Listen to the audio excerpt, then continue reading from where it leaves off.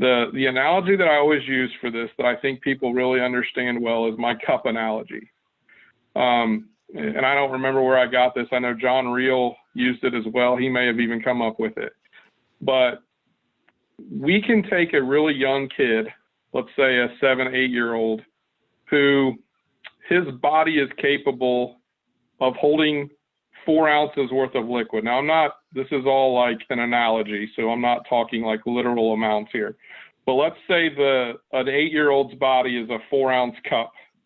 Well, when we get him, he's only performing at a 1-ounce level.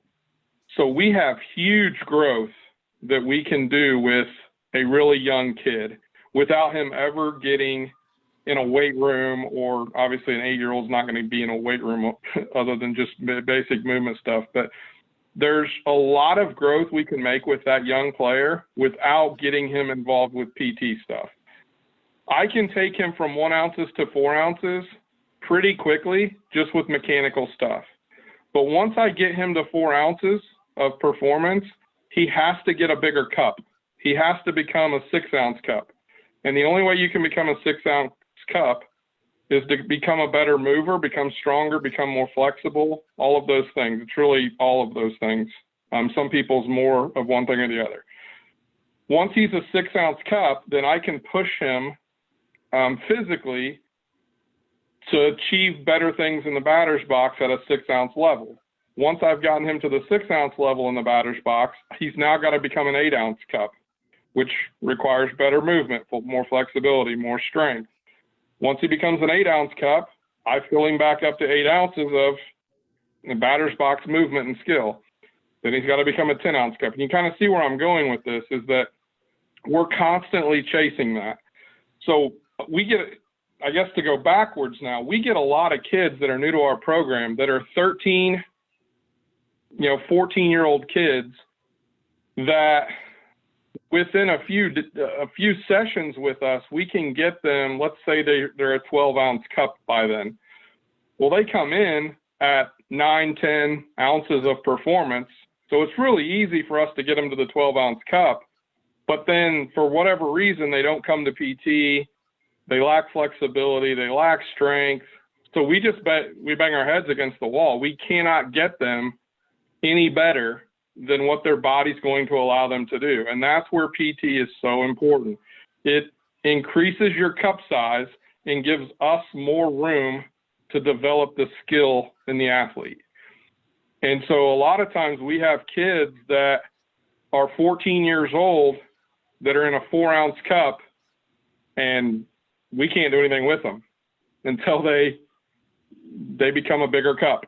And that's, it's just frustrating for us because it makes us look bad as far as instructors, and I can see how that would be, but behind the scenes we're going, this kid can't move, so I'm trying to get him to do something in the batter's box or on the mound, and he's just not capable of doing it. So here's what we've had to do as instructors, and this has taken a lot of research and education on our part, is we're now trying to coach around that.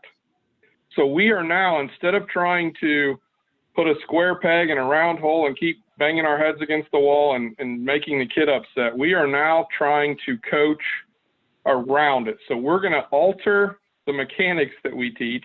We're going to alter some things that we do to try to force this kid that can't move into a mechanics system that's as optimal as we can do for that kid.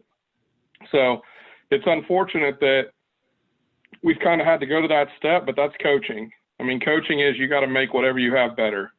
Yep. I'm just saying that it would help us a lot if all of the kids bought into the PT so that we could have constantly evolving, increasing size glasses so that we want to chase that more than hit this brick wall and have to figure out, okay, now how do I work around this brick wall that I have, this limitation that I have? I have to now figure out a way to coach around it. We'd rather not do that because it's just not the most efficient way to go.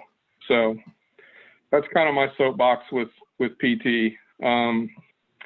We just see it. We see it as instructors that I mean, I can think of probably a dozen kids right off the top of my head in our program that could really be elite players.